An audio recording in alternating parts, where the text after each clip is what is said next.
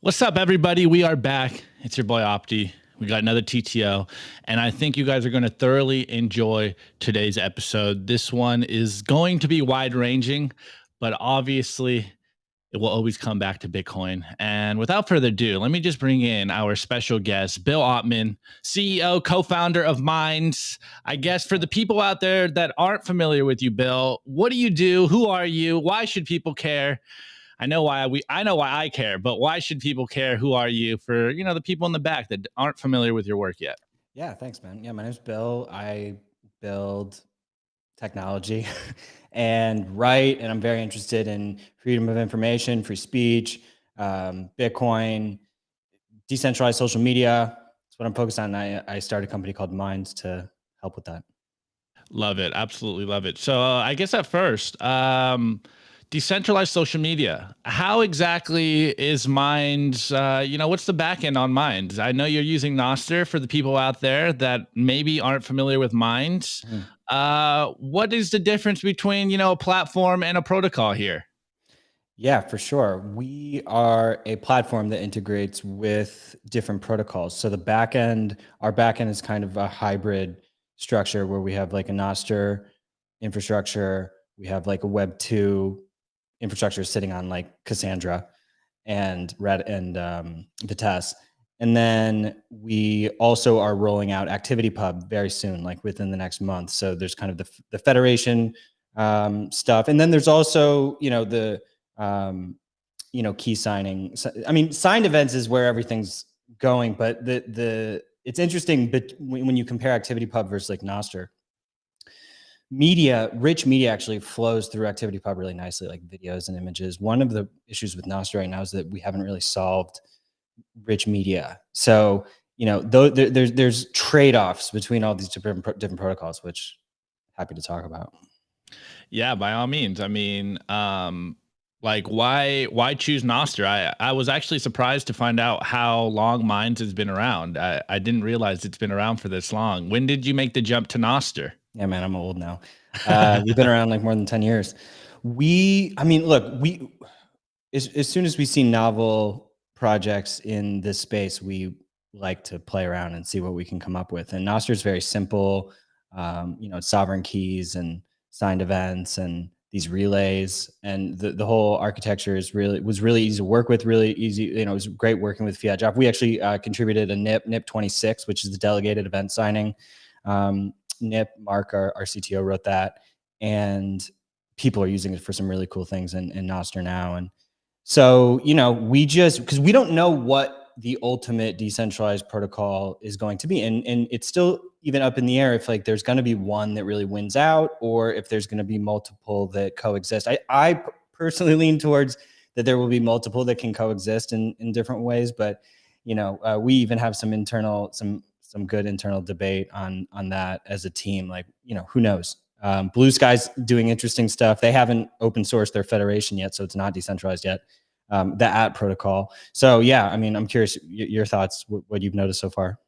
Yeah, I mean, I've just used Nostr really, and it is very interesting. Well, first and foremost, we are free market maxis, so we love competition, and we, go by the party line that competition makes everything better for the consumer out there. So we love to see competing platforms, and of course, Fiat Joff is a legend in our space, creating Nostr. Absolutely awesome to see. I've really just lately been jumping on Nostr a little more than usual. I have an account, but I use Damus. And I'm an iOS maxi, like Apple maxi. They're throwing tomatoes at me. Don't even say those words together. I know. But hey, the products work for me, so this is why I'm on Damus. I do get all my friends to give me crap all the time. They're like, dude, get on Android, like get on Graphene. Like, what are you doing? Right. I'm like, dude, it just works. Sorry, bro. It does just work. A barbarian. But here's what you do. Just buy an Android, buy a Pixel or whatever phone you want to load Graphene on, and just have it. I have one. Okay, you have one. Yeah, I have one. It's just, I have like a very shitty Samsung. I need to get like a Google Pixel, but I just have like, this is a totally other tangent. We'll get into some of the conversations. It's like, All right, who do I trust more, Apple or Google? Like, I feel like it's like pick your poison. I don't know. I feel like it's pretty clear. I mean, you don't, first of all, neither. Yeah, However, yeah, like, you know, it's Google clearly contributes way more to open source than this is true. Apple. This So, is I true. mean, it's like that just is what it is. Yeah, 100%. Well, let's jump into that last point because I think there's an interesting thread there. First and foremost, more of a philosophical question. Do you think that the world is trending towards more decentralization? Do you think we've seen peak centralization? Because my biggest concern is just people's apathy. Like I feel like the average person is just apathetic to all this stuff and they really don't care. Like I know this is like what we're involved in. This is what we love. And I see the world moving towards a more decentralized future. But I don't know if we've seen peak clownwood yet. And have we seen peak centralization, or is this just part of that transition? I think we maybe have seen peak centralization.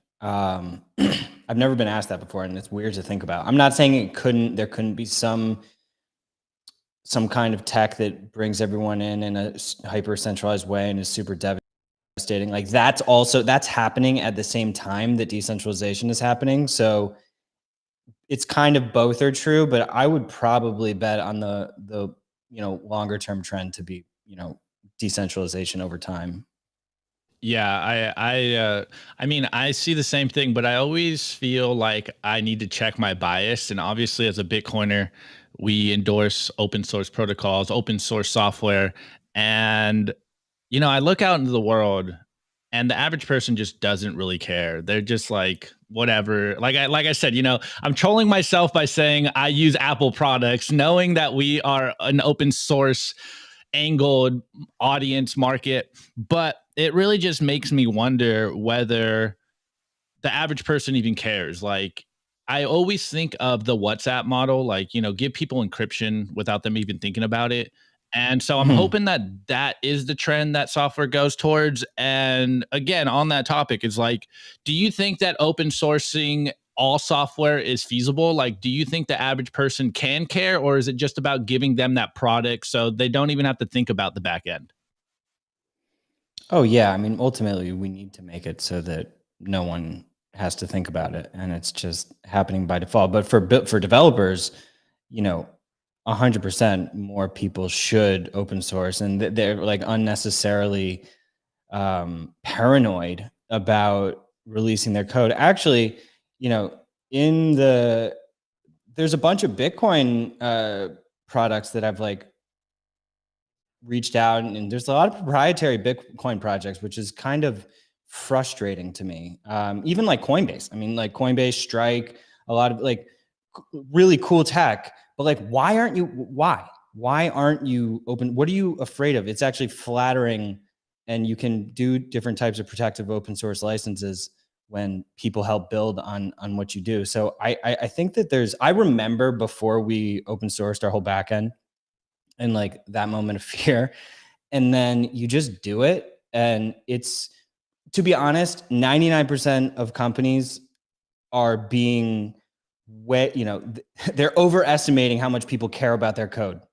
You should be flattered if people want to fork you and build on you, and that's going to help the product long term. I mean, just look at Bitcoin itself. That's why it's working. So yeah, I think I think the open source pilling has to get supercharged. I think more people, I'd like to see more people talking about that. Interesting. All right. Yeah. I mean, most people I think are, as much as they claim they're free market maxis, they get scared of competition, and like you said, you get terrified, and it might be more of like a hyper focus where we're all so selfish and self interested that we're like, my code's so awesome, someone's gonna steal it, and most people when you release stuff, they're like, yeah, cool, bro, don't even care. Exactly. But I mean, on this trend, like how come you are so obsessed with decentralized information, decentralized social media? Like, why is this your life choosing? I mean, I want to make sure to not polarize the situation wherein it's like this whole idea that centralization equals evil, decentralization equals good is not quite a reality. I mean, I think as a general philosophy. It's like, yes, lean towards decentralization, but like servers are fun and useful, centralized servers, and there's cool things you can do on them.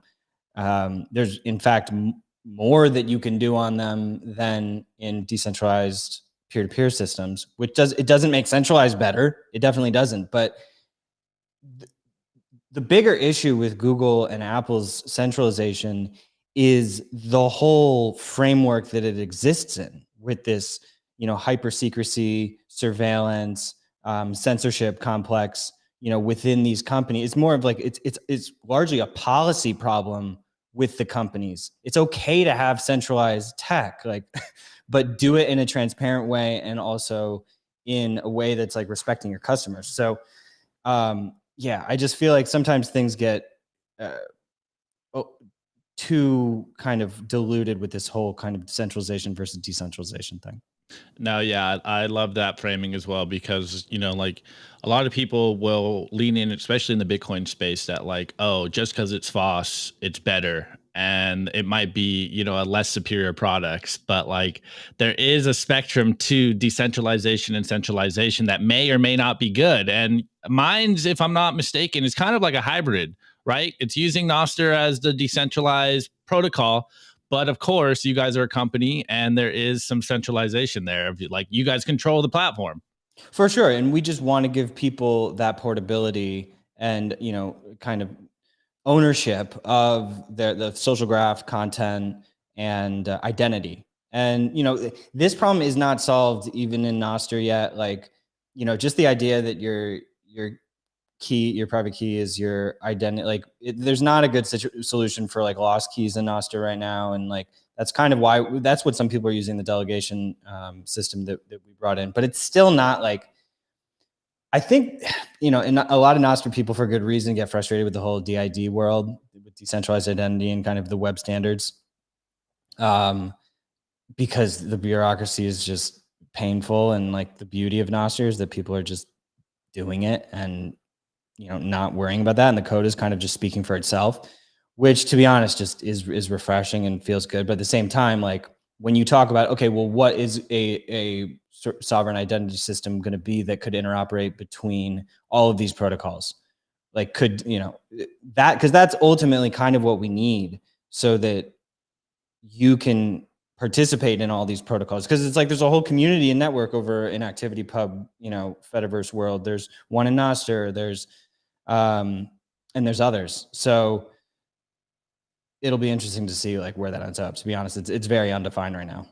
Yeah, it's still. I mean, I know the internet's been around for a while, but with these new protocols like Nostr and even like Bitcoin in general, it feels like it's the wild, wild west of computing right now. And we're still kind of like everyone's still figuring out how to move forward, what's the best way to do this stuff. And the tinkers like yourself and others are creating the products that we, like me, Luddites can use. So, first and foremost, kudos to you. But I want to jump on a topic that you touched on, and it's you mentioned it in regards to Google about how they, for lack of better terms, disrespect the customers out there. And we are on YouTube and we get a lot of crap because we are slaves to the algorithms. And as much as we say the crazy thing, there is a certain amount of, I wouldn't say self-censoring, but just being mindful of the things you say because we don't want to nuke our channel. And I know that you understand how dangerous this is and where this is going and what it's done to society. So what's your thoughts on self-censoring and, maybe the dangers of the algorithms? I mean, as long as you have a outlet where you actually can say what you really think and publish that somewhere else, then speaking to your audience, whether it's YouTube or Facebook or whoever, like that's, I don't see any issue with that. It's like you're using the tools that you have to get the word out, but don't rely on it. And I think what a lot of people do is they don't supplement what they're doing with sort of a free speech network where they actually can blast like the real version. Um, but yeah, I mean, ultimately, I think people should be doing both, because otherwise you are like self-censoring and you're not doing yourself the favor of creating, the content that is sort of the real version, the unfiltered version. Interesting. So say the crazy stuff on Noster and keep the PC stuff or PG stuff on YouTube. Got it. It doesn't mean that it's crazy. It's just a matter of like speaking naturally. Like it's just annoying when you have to self-censor for just certain words, which you may be using in some Yeah. way that's not even how the policy can't. Their AI their speech recognition is not sophisticated enough to detect like sarcasm and where you're coming from. So people are just getting flagged for no reason, and like the quality of the conversation is diluted when people can't just like drop an F-bomb if they want to, or any other word. It's not that. It's just it's a weird thing in the room that is not ideal.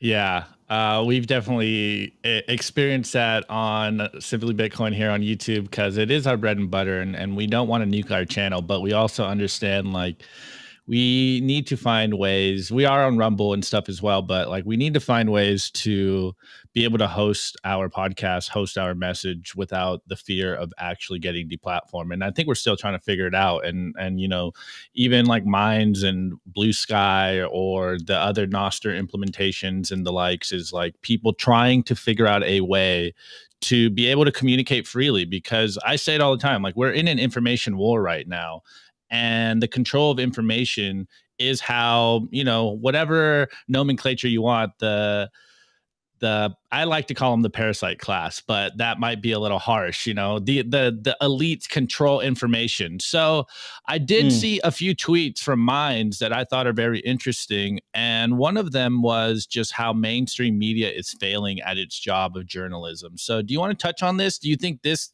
can be solved by platforms like Minds or decentralized social media platforms, or is this just bad incentives by corporate press?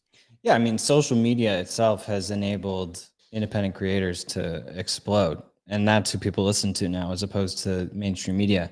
So, it's not that there's no value or in mainstream media. I think that you can find it if you look hard, but also just understanding like how they're trying to, just watching it for the purpose of understanding how they're manipulating people, because it's so obvious most of the time.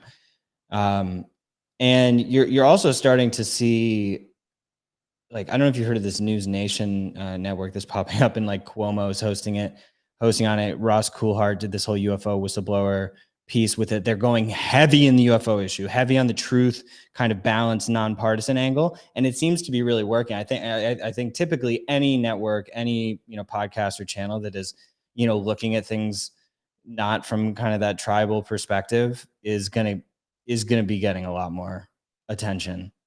It's really old how people are, how these networks think that. I mean, a lot of people are stupid, so, so they do they do follow it, but Yeah, no, that it makes me think of, I don't know if you saw, and I keep mentioning this, Balaji on Marty Bent, and he was talking about just like the divide between the left and the right.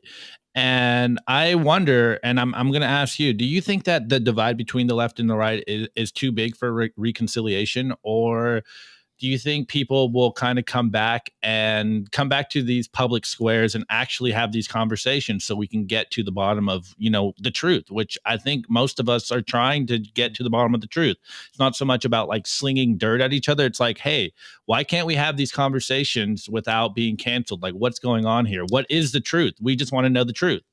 I mean, when it comes to Bitcoin and crypto, um, I think we're going to see in the politicians in the U.S., reach some sort of a bipartisan consensus on it. I would hope. I mean, we really need that to happen, and so I think it's a relatively bipartisan issue. And then the other one, which is really interesting, and yeah. So to answer, I do think that hopefully we can shrink the divide and bring people to more of the independent perspective. But like, look at the UFO hearing. I mean, you had AOC and Matt Gaetz and Republican, like major Republicans and Democrats that are all totally aligned on getting transparency. So that's really interesting. Like, anyone who hasn't watched that hearing, it is it's wild, and it's very, like, there's no politics in the room, which is just so rare and refreshing. Amazing. Yeah, I haven't fully delved down the UFO hearing stuff. I just kind of instantly tuned it out. I'm like, okay, always believed in UFOs. And now that the government's telling me, I'm like, yeah, I don't know. This seems like a See, psyop. this is yeah, and it's so interesting that that's happening, and that's a totally understandable reaction that I even have to a degree, but I don't actually think that's what's going on, even though you really should have that as a possibility until we fully have it confirmed. But if you look at the people who organized the hearing, it's like the pilots, like the Commander Fravor and Ryan Graves and Grush, like he's a whistleblower, like he's been getting retribution against him. They just leaked his medical records like yesterday, and that just came out, and it's like so it would have to be some higher level intelligence bureaucrat who was kind of behind the hearing for me to feel like that's what was going on. But they're actually fighting. You have Grush, Graver, Fravor, and Graves sort of questioning Arrow, which is the official Pentagon UAP UFO unit, and you have them like they're sort of fighting with each other because they're sort of both saying different things. Arrow's saying that there's no evidence of this phenomena, and then Grush is saying, well, I just interviewed 40 people, gave all the data, names of people and corporations to the Inspector General. The Inspector General has it on his desk. And so dude, I'm obviously, I get excited about this kind of stuff. No, no, I I don't love tune it. it out. No, I love it. It's one of like my underlining theses right now. It's like we, especially as Bitcoiners, we understand the importance of freedom of speech, the freedom of information. And as I said, it's very interesting that we find ourselves in like this information warfare right now. One of my buddies, Joe Rogers, he always calls it the mimetic warfare that we find ourselves in. And I figured out like one of the main mechanisms and the main tools that is used is just like bombard the individual with so much noise that they don't know what up from down is. They don't know what the signal is. And so personally, like I think one of my defense mechanisms when I just get bombarded with information is just like I'm going to tune out and focus on what I know to be not only like truthful, but like what can benefit my life right now. So on that note, do you also consider or believe in the idea that we are in an information war right now? Oh, for sure. Oh yeah, we're living in a layered system. I've talked about it as like an information caste system, and there's and it relates whatever any classified information. Um, there's people with need to know, people with clearances, and there's also corporations that have their kind of information access, and yeah, so there's a war going on in both the governmental and corporate world with intelligence. And one funny thing to think about in relation to Bitcoin and the whole UFO thing is just the idea of like energy propulsion, and energy systems. And if the implications for Bitcoin, if energy becomes like near limitless, it's like super cheap energy from if these craft exist in some hilarious scenario, the energy argument for Bitcoin completely goes out the window. And not that it's even a problem. I don't even think it's a big enough issue as it is, but like that would completely change that conversation, which is pretty cool to think about.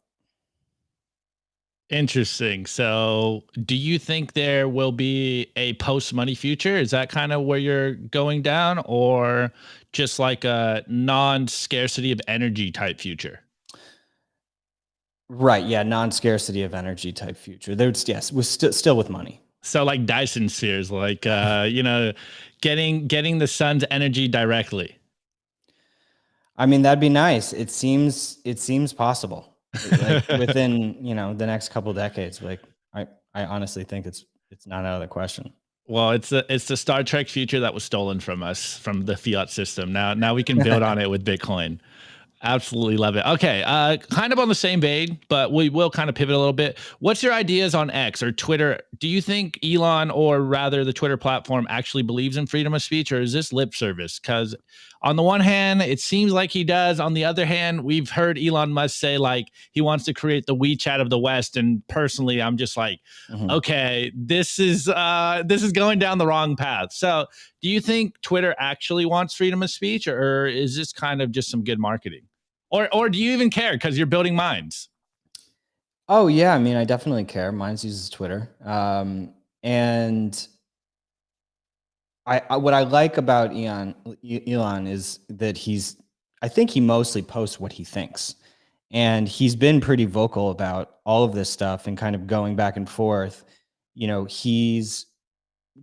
X is without a doubt better than Twitter was before Elon came in. Like, not even in question. Like, the product is improving, the policies are improving, the monetization is improving, everything about the company is improving. But you know, it's not full free speech. It's not all open source, which is what he said would happen. And I think that there's obviously tension with, you know, the CEO, I'm sure, and the advertising world. And I think that they're walking that line, you know, very deliberately. And I'm sure that Elon is trying to pull it as much towards free speech as possible. Even in the case of like when the What is a Woman documentary got censored by Twitter, Elon was, meanwhile, you know, when they broke out of the deal and refused to feature it, Elon goes and like retweets it and blows it up and creates the Streisand effect against his own company's decisions. so it's like, you know, it's hilarious. I mean, it's great to watch. And so I think it's net positive. It's great to have a big tech company that is sort of moving towards free speech and more training. They open source some stuff for them, but it's not they didn't actually open source the full algorithm. They open source like a small piece of it, which isn't production. But like the community notes stuff is awesome. Like I'm very supportive of Elon and his companies compared to the other big tech. It's ridiculous. But like we need to hold him accountable and keep pushing him, because it'll be very easy to get comfortable. And you know, he's also shown hostility towards Nostr. He almost threatened to ban Nostr and posting to Instagram and other alternative social media sites. So there's this sort of like ruthless capitalist part of him, which is like, you know, I'm not gonna, you know, let these other companies latch onto us and like, you know, abuse us or whatever he's justifying that they're doing, even though the point of social media is to share your links to like other stuff. So this whole like punishing of links is super problematic. The links are absolutely punished in the Twitter algorithm. And you know, that practice itself is just is kind of frustrating. Yeah, 100%. But do you think that maybe again, we can kind of connect this and go different routes? Like at first, we kind of talked about FOSS and people being afraid of, you know, competitors stealing their code, or could you kind of angle this in Elon maybe moving the Overton window towards a more freedom of speech platform, like, or maybe even the popular consciousness to a more freedom of speech society? And like, obviously, you can't move completely to the other side or else you get everyone mad. So you kind of inch your way towards that direction. Yeah, I mean that's what's happening. I think that it's a myth that, I mean, they've come pretty far. It seems like they're just making these weird exceptions for people like Kanye or, you know, Alex Jones. For some like sort of seemingly arbitrary reason, they're not letting those, like they ban those people. And like there's nothing illegal about what they've done. And, you know, he was saying that the law, you know, First Amendment is where it should be based. And I think it can be based, and they can still have, you know, advertiser control over where their stuff's getting served. And they are inching people more towards this. I would imagine he wants to get it there, but is just feverishly trying to get the company cash flow positive. And so I do sense that he wants true free speech long term. Yeah, I would definitely love to see that. I'm still holding my breath just because I don't know, staunchly averse to big tech. And even though I use Apple, but I'm like, I don't know, man. I don't know what's going on in these boardrooms. But as someone that does work in social media, like, what do you see moving forward? Like, what do you think is the future of social media? Are you hopeful? Are you pessimistic? Do you think we're going to a dystopian authoritarian route? Or do you think that like the internet has disintermediated truth and people are trying to conversate about what is actually happening in the world. I want to add one thing, and it's related to what you just said about X, is that his hostility to decentralized protocols actually is a big problem. And I think that it just shows that people really need to not rely on Twitter only. Like, yes, use Twitter, but like be building your own system that is, on a decentralized protocol, because he wants to capture that value, and he thinks that I think there are other arguments that decentralized social networks can have even greater network effects than just keeping everything centralized, but he has his reasons. And so I think that there were leaked texts of Dorsey and Elon talking about open source decentralization, and so he's well aware, like he knows that there are these options that exist, and he's sort of actively ignoring them. Meanwhile, oddly, Threads is talking about activity pub integration, Tumblr's talking about activity pub integration. And I hope that people at X can educate him more over time, because we really want him to figure this out and get involved, because it's the same with Bitcoin. Like, I think obviously Elon's companies hold Bitcoin, mine holds a lot of Bitcoin.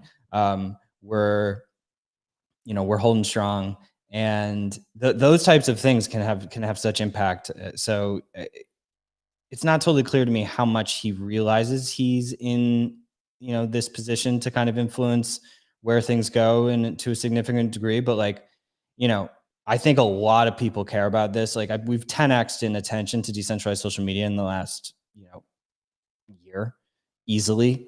So I think it's going to keep growing orders of magnitude, like, over the next few years. Yeah, I love to see it. You did the last I heard was you were on Joe Rogan, and you said you had around like what 5 million people on Mind. Has that grown? Has that 10x? Like what is your numbers right around now? No, it's healthy, slow, healthy growth, not much higher than that. But it's, that's part of the problem of the whole Twitter thing as well, is like, it makes people apathetic. Because he's sort of, I've called it, like, it's like the Obama effect. It's like, you get this sort of big figurehead that a lot of people were excited about elected, but then meanwhile, there's kind of all this sketchy stuff going on that people just don't want to deal with, because he's like a funny, charismatic guy, and he's like a good leader. And it just makes people be like, I'll just stay here on Twitter. Elon's paying us now, forget it. He cares about free speech enough. And so it does create this apathy, which I think it's really important people not cave to.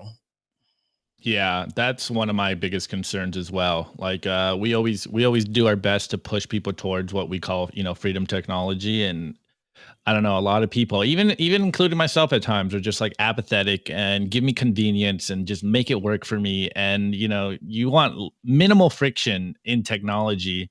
And sometimes the ideologies just get lost on even all of us. It's like, man, there's so much friction to use this stuff and it's clunky. Like, how do we get to the point where it's as seamless as Twitter? We're Maybe moving, it never man. I will mean, be. no, it will be. It is. It's close. I mean, there's so many alternatives that are open source, and quality SaaS products and quality apps now. Like, it's maybe not still quite there, but like very close, and some are there. So I think that open source, even in enterprise, is completely exploding. So it's just better, because the developers like it more. You need developers to want to contribute to your product in order for you to have the best product in the world. I think that it's like a physics thing with devs. They just only want to work on that kind of stuff. Like, yeah, they will. Like, if you pay me a lot of money, I'll work on some proprietary stuff. But it makes you feel dirty. Love it. And I don't know who's running your Mind's Twitter account, but there's a lot of good tweets that come out of it. And one of them was True Freedom Tech takes effort. And I feel that you can connect that with Nostr, you can connect that with Bitcoin. And at a certain point, it's just like a mental leap that you need to do. It's like a lot of the friction is mental and not so much the actual protocols or the apps. It's just like you got to wrap your head around the Yes. idea of what it is. It's like email used to be hard. Now it's like everyone and their mother has email. Totally. It's more of a routine thing, to be honest. Like using the app, like, yeah, okay, they're not maybe, maybe there's another 10% to go to get to kind of parity. Maybe, some apps have further to go than others. Um, but it's a routine thing. I mean, it's just like training yourself when you're, setting up the home screen of your phone so that it like has the apps. Like some people are just like want to support this, but they're so late or just not thinking about it, or it's really it's laziness. Still using like Safari. Like, do you use Safari on your iPhone? No, I use Okay, thank DuckDuckGo. I God. use DuckDuckGo. What's your browser of choice? Uh, Brave or Chromium, Okay. yeah. But also, Firefox is just annoying. Yeah. I used to like Firefox more, and but yeah, mostly Brave is good. I think they're doing things Okay. coherently. So, I mean, it really is that like friction. Just how do we minimize this friction? Yes, there's still some work to be done, but I think again, what we say all the time, the freedom entrepreneurs, the freedom tech is being built as we speak. And maybe it's kind of about lowering your time preference and not getting too impatient about what's going on in the world. But we got a little art jump in, yeah. I just wanted to say, have you ever heard of Osm and? Awesome and no. It's like an open source maps app. Okay.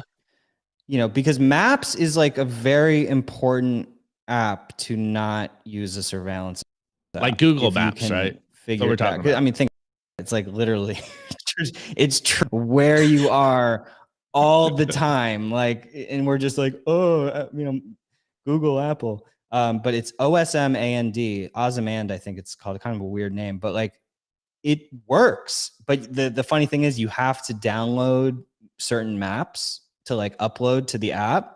So there's like that tiny little bit of friction, but it's totally easy and doable if you're going on a long, yeah, people should check it out. It's like it's all those little things that are, it's just going to take time, but I honestly do think it's going to get there. Well, it really makes me think, and maybe as a question, here's like the cynic in me. I try to stay as optimistic as possible, but is all this friction maybe like we're kind of touching on it that maybe it's just because it's early tech, but does all this friction lead us to more apathetic consumers and basically get us to like this dystopian slavery future that we're so afraid of actually happening? Yeah, I mean, we have to stop the friction. Yeah. Like it has to happen. So, but there's less friction now than there was. So like you just gotta that's always how it's gonna be. Like the establishment, institutions are, they have the head start, and that's just what it is. So it's gonna take time, but the progress has been insane. So it's hard to think about it like that, especially in a time like now where it's very, very, unknown. But like, it's exciting what's going on with with the ETF applications, the Bitcoin ETF applications. It seems like, and with like, what do you make of the Larry Fink's statements? Well, of course, I start off from the cynical route. It's like I would never endorse a BlackRock Bitcoin ETF because personally, I do not like Right. paper Bitcoin. But I do find it interesting just how quickly the narrative has Yeah, shifted exactly. once Larry Fink endorsed Bitcoin.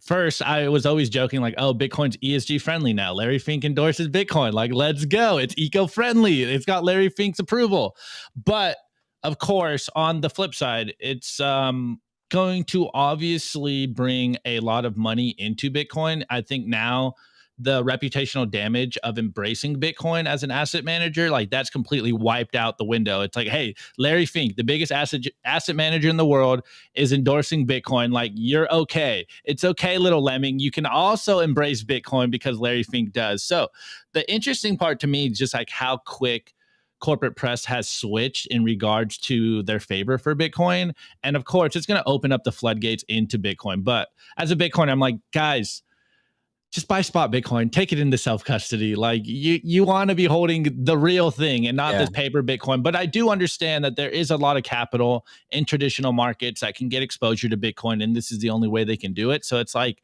it's kind of one of these, I don't really like to say net positive, but it's like, it's good for Bitcoin. This was inevitable. And anyone awake had to have realized that this was going to happen.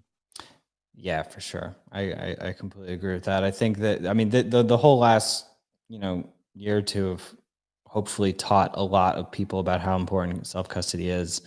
You can really get screwed up in these, complex financial products.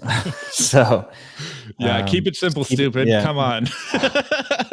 All right. Well, we brought up Bitcoin, but before we get to Bitcoin, because I do want to ask what Bitcoin's role in this, but before I get there, like, where do you think we currently are in society as a whole? Like, what's your views on where we are in this current moment in time? Like, I like to call it clown world. I always say it constantly on the show, like we're at peak clown world, and then every other week it's like, actually we just peaked again. Like, we did, we're at peak. Yeah, exactly. It's continually peak until it's peaking on a daily basis, until we get some sort of big, freedom of information breakthrough, because we're just living in this synthetic kind of society that is just clearly manufactured based on, very little information relative to the full scope. I mean, the governments globally are more information, more classified information than unclassified information is being produced every day. So it's what's, and I'm not trying to relate UFOs to everything, but I do think it's very symbolic that, I mean, we have multiple witnesses under oath. Like, people can't understate how important it is that they did that under oath and what that means, and what it means that their whole sworn, submission to the IG, including all the names, all of that's under oath. If these guys are lying, they're going to jail, like, for a long time. So the chances of them lying are incredibly low. So where does that lead you? Okay, so maybe they were fed fake information, but like, in which case there's still a massive scandal, and there's been all of this disinformation flowing through the government, and they're trying to psyop each other, and that would be just as big of a scandal. So it's like, either scenario at this point are totally next level insane. And, we're going to figure it out. Like, there's requests in, like, you have members of Congress that are like ferocious about figuring this out. And I think that has huge implications. I mean, even you see like AOC pressing about, like, who are these corporations? Like, cause she's uncovered a lot of, military contract abuse. And so, like, she's really interested in it from that angle. And like, it's being alleged that, like, tens, if not hundreds of billions of dollars are being, like, pushed into these special access programs that have no oversight, and that they're using a process called, it's like this research and development line item on military contractor budgets, which gives them discretion to basically siphon funds into other places. And so Grutch in the testimony said that, you have to look at the R&D of all of these contracts, because in there lies a lot of, answers to where this money is going, and how a lot of this is occurring. And so, it's just fully related, because regardless of if you're talking about, UFOs or other black budget programs, that is essential to understand. It's the health of the dollar. It's the health of our economy. It's the health of our government. Like, it's like a serious deep cleaning that is going on right now. And I would urge people not, like, to, just pay attention to it, regardless of what you think. And like, what's interesting, I hosted a debate the other day with Destiny, Michael Shermer, James Fox, and Daniel Pinchback, and we were talking about the hearings. And so Shermer is like a skeptic. very like skeptical of UFOs and, thinks a lot of it can be explained, but he's still like, absolutely disclose it. Like now it's on the government to prove that Grush is lying. And so you have skeptics and like UFO people who agree we want transparency. So transparency is like a totally cross spectrum issue. And Bitcoin people understand that by nature. And so, yeah, I mean, I think that a lot of the function of our government and economy is related to this. And it's, yeah, man, it's crazy. So I Yeah, have no idea. peak clown world. But do you think with the amount of information, because I've been saying for a while that I'm thoroughly convinced that for, again, whatever term you want to use, like the powers that be, the elites, we like to call them the parasite class. Well, rather, I like to call them the parasite class. I like that. Do you think that they have lost control on information because of social media, or do you think that the corporate press still has some semblance of control on what is truth at the moment? I think that they've definitely lost control, but not completely. Yeah. So like, it's out. The people know not, they understand the corruption in the corporate press and, but even in more specific senses, like information is leaking. Like there's like leaks of scandals, whether it's at corporations or governments, that's happening. And then you're getting more whistleblowers. And then you're getting just people building open distributed systems, which are just like transparent by default, which, has trade-offs as well. But, obviously you can use Bitcoin in a privacy protecting way. Satoshi could, Yeah, exactly. prove that. Yeah. So would you say that it's safe to say that we are snapping back to like base reality at this moment? Sorry, you cut out a little bit. Snapping back to what? Base reality, like we're coming back to reality versus, like, I always use the metaphor of like the moment where we are right now is like Roadrunner and the coyote, and it's the coyote running off the cliff, and we're like just looking down at our feet before we completely fall off the cliff, and like that feels like the moment that we are in time. Mm. And like, are we snapping back down to reality and truth, and maybe a better understanding of where we are in this moment in time? Or is it just going to get crazier? I think, base reality, consensus reality. I think like consensus reality, I think is shifting where, and that's what's bizarre about the world right now is like, there isn't consensus reality. Like there's all these different cults that have different ideas of what reality is. And so, yeah, I like to think that we are sort of like staring at base reality and like fall, like we need to fall. We need to fall back down to base reality. So, but it's bizarre where you kind of have all of these different ideologies and then like people are literally living in completely separate realities. So it's pretty scary. So that's why we just need the transparency so people are on more of the same page. Yeah, I'd agree 100%. Okay, well, at the concern of time, we're only going to keep you here for an hour, and thank you very much for so much. But the very end of this, let's come back to Bitcoin. What is Bitcoin's role in all this, in your opinion?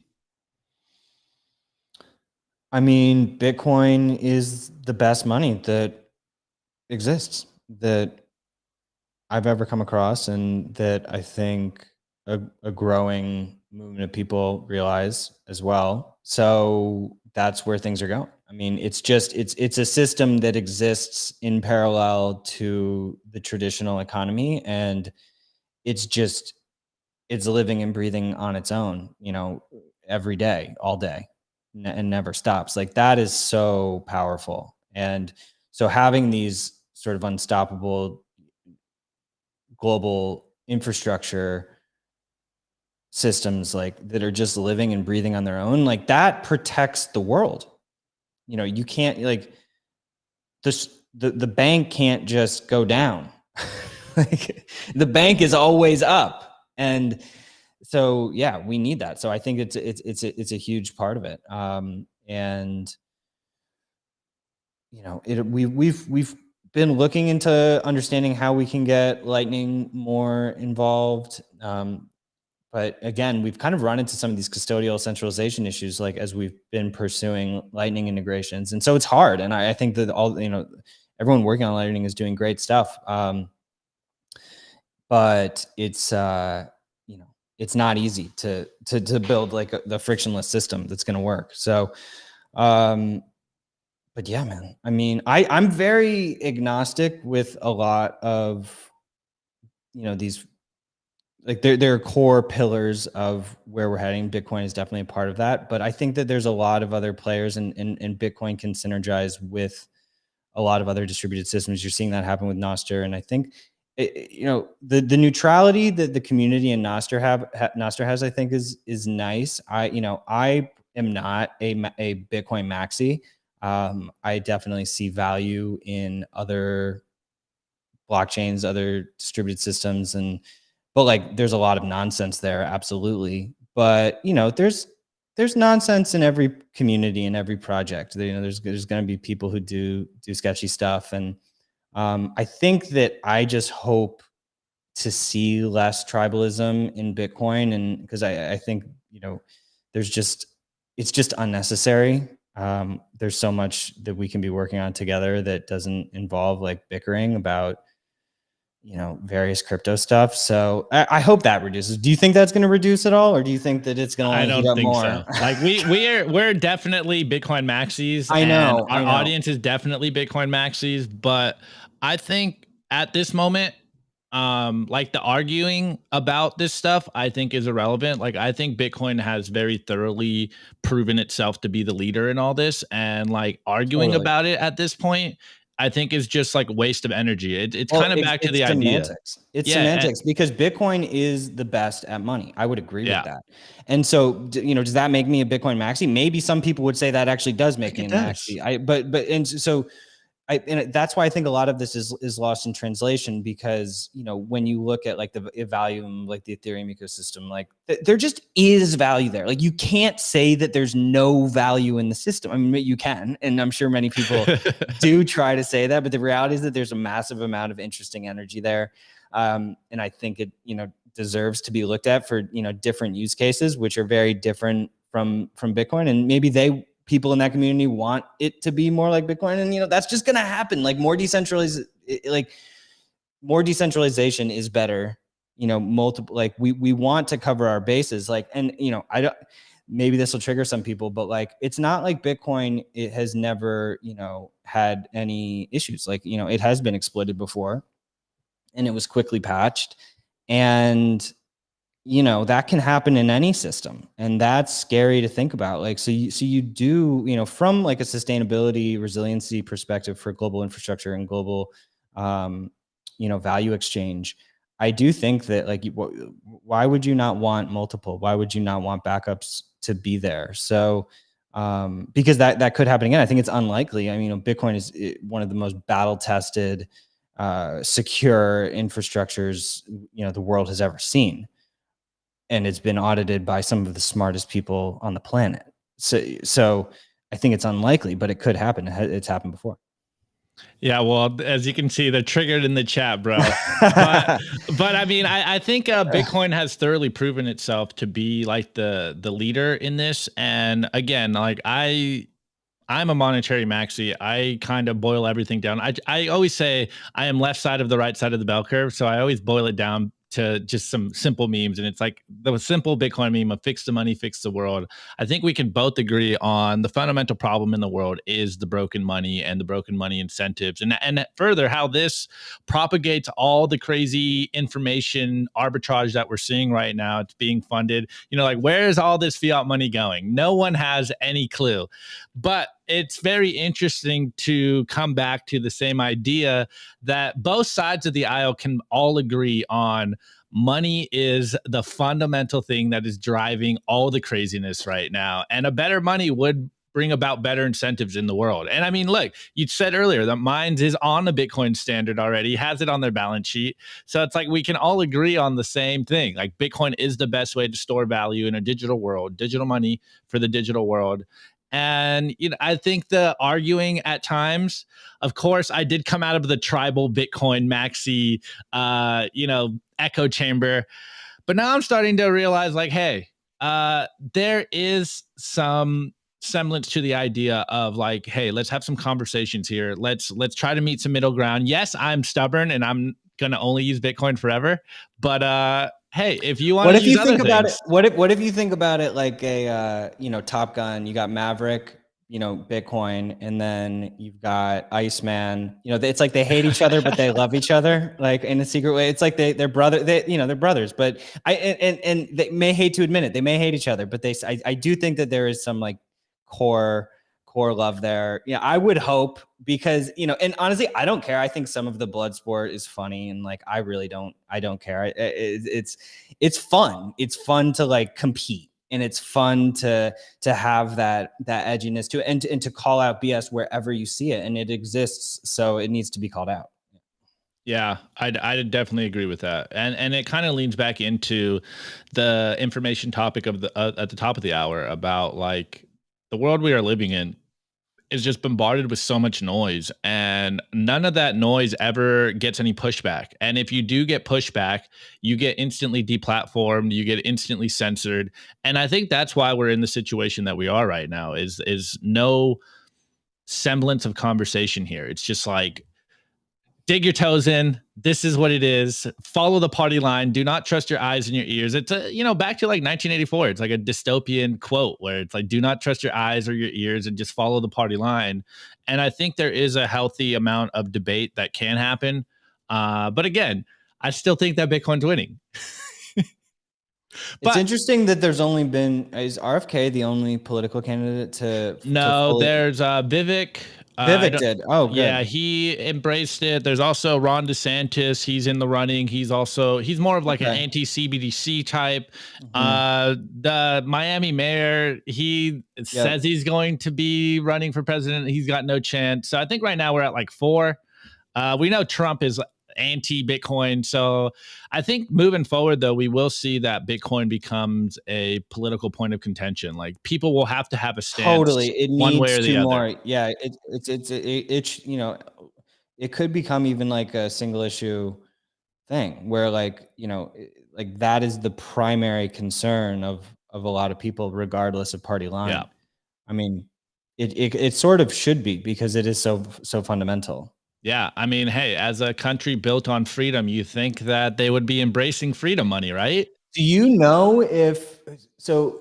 What is the actual situation of the government's Bitcoin reserves? Like, because they have stuff that they've confiscated, which then they auction like regularly. But like, is there any evidence of like federal reserves of I it, don't think so yet. even secretly? Well, Like that's, shouldn't yeah. shouldn't the CIA be just like Well, that's stockpiling? the Like, contention. That's, a lot of the criticism in the FUD lines is people will say, like, oh, on the one hand, the CIA or NSA made Bitcoin.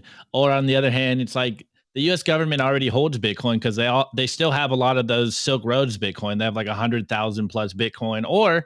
maybe there is some big name people that are, the shell corporation, the front man for the US government holding Bitcoin. So I think at this point there's no official line, which was one of those points that's very interesting when RFK just recently did his announcement about like trying to back the dollar with Bitcoin or put Bitcoin on the balance sheet or whatever semantics he was using.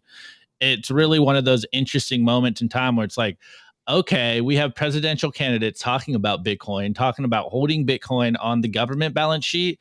It's like, wow, are they following that El Salvador party line where it's like, we're going to embrace Bitcoin, minimize capital gains tax on Bitcoin? And it really just makes you think that the information arbitrage is in overdrive right now. And it's like, how quickly is this information going to get disseminated in popular culture?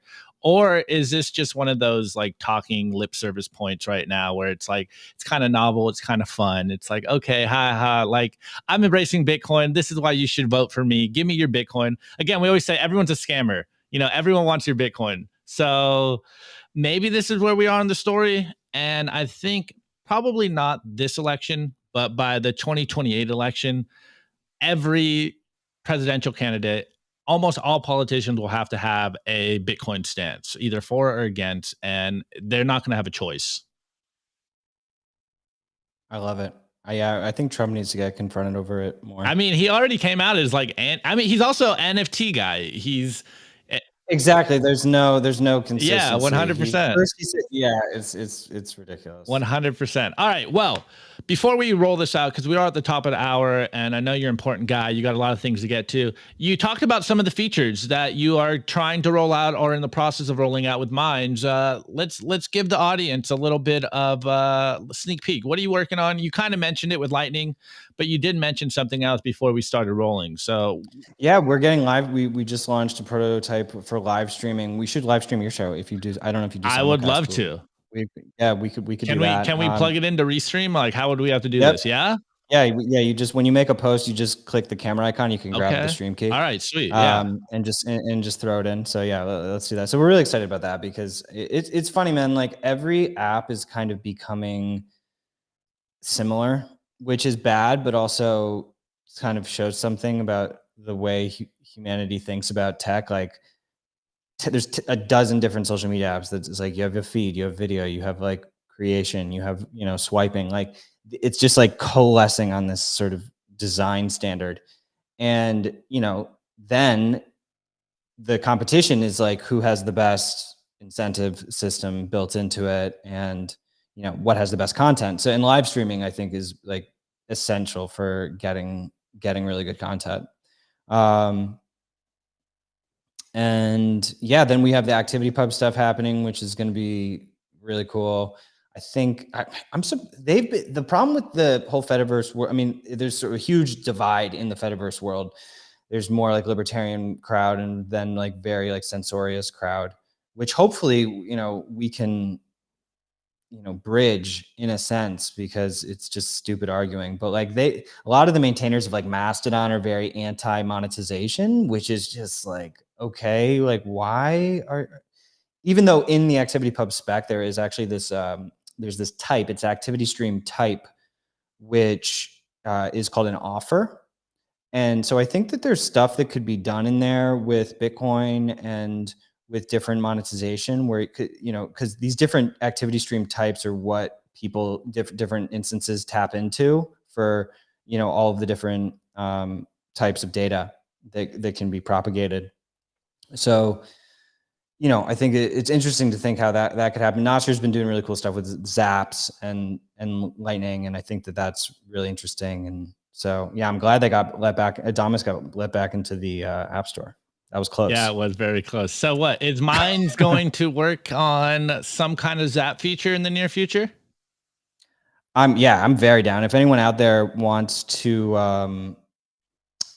help, like we would love your idea. If you go to gitlab.com/minds, that's where all of our dev is happening. So just feel free. If you're someone who, is interested in helping bring Zaps to Minds, like please get involved, set up an issue. And we're there.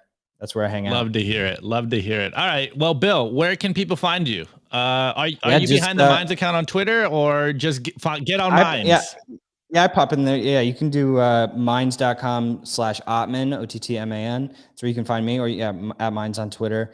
And yeah, man, thanks for having me. I really appreciate it. No, man, thank you for coming on. It's a great conversation, and it's good to bounce these ideas off. And we always talk about it here on Simply Bitcoin about like clarifying our own thinking and kind of checking ourselves, like, are we seeing the world clearly, and not just partaking in our own echo chamber and trying to branch out and hit other areas outside of just Bitcoin, and bringing people, like-minded individuals together to actually get these conversations going, and also reflect on, is our thinking clearly? Are we actually seeing the world correctly? And I think everyone can see the problem, but few people can actually see the solutions right now. And so, decentralized protocols, decentralized money, I think is the way moving forward. And the disintermediation of information right now is where we are. And few people understand how this is improving the world and changing everything we know to be true.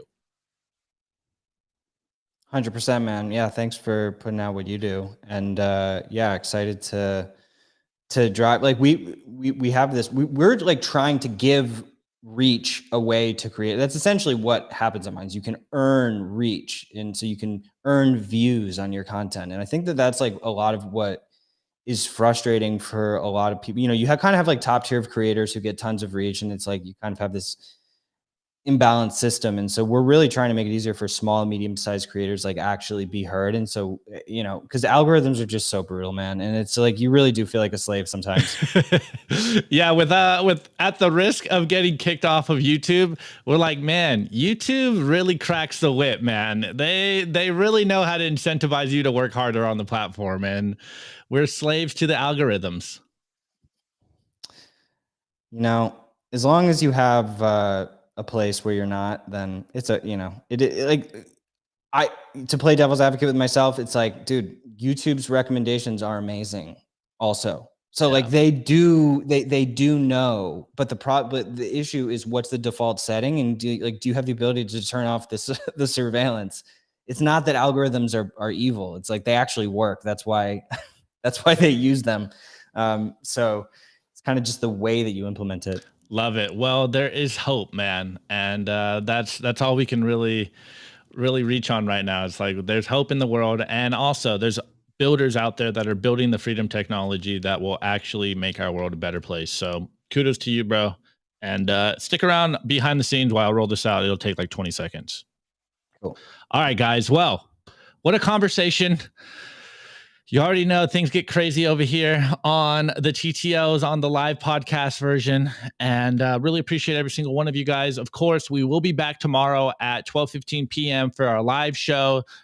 Going back to normal. Nico will be back. We will give you guys the sauce like we do every single day. On that note, guys, really appreciate you. Share, like, subscribe, all that good stuff, and we will be back with more Bitcoin Signal. All right, peace out, guys. Have a good night.